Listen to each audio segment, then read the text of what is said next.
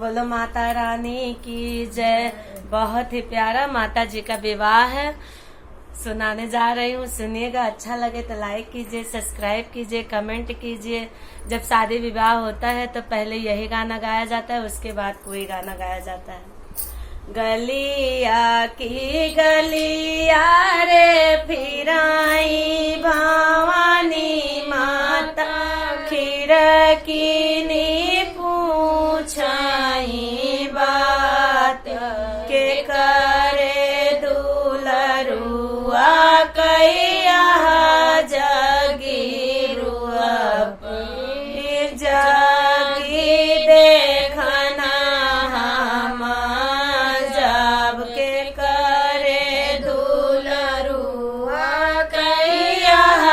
जगी रुआ जगी देखना हम शोभवाई बैठे हैं बपवा मिसिर राम,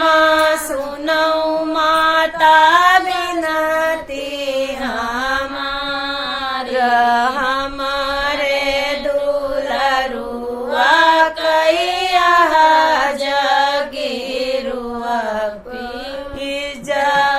जगी पुरवऊ हमार, हमारे दुलरुआ कैया जगी रुआ जगी पुरवऊ हमार। आवऊ दुर्गा मैया बैठो मोरे अंगने, देबै सतरंगिया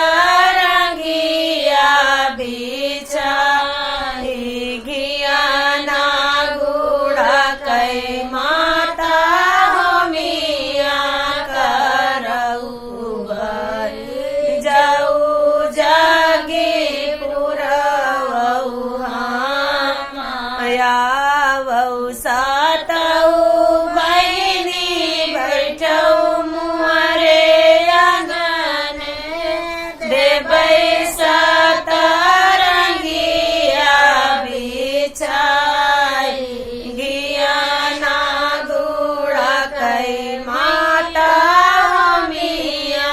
करऊ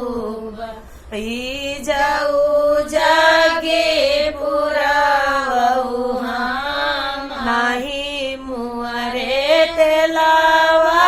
रे, नाही मुअरे ननवा, नाही मुअरे कुड़िया मधान, मटिया कै चुलिया बनवायु ना जाने, कैसे जगी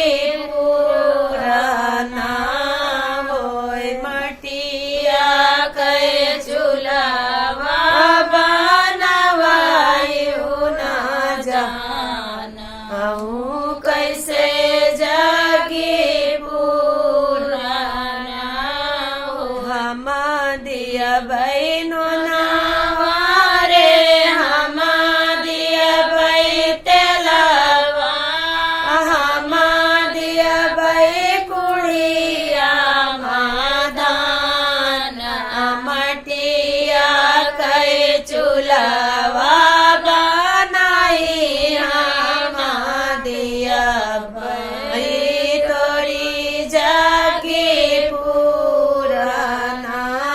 होय मटिया कै चुलवा बनाई हम दिया बै तोरी जगी पुराना होय दुलाहिनी दुल्हाया मर कई दिया बै सोने मौरे होई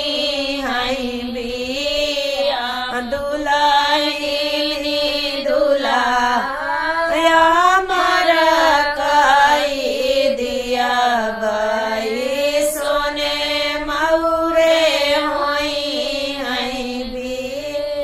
बोलो माता रानी की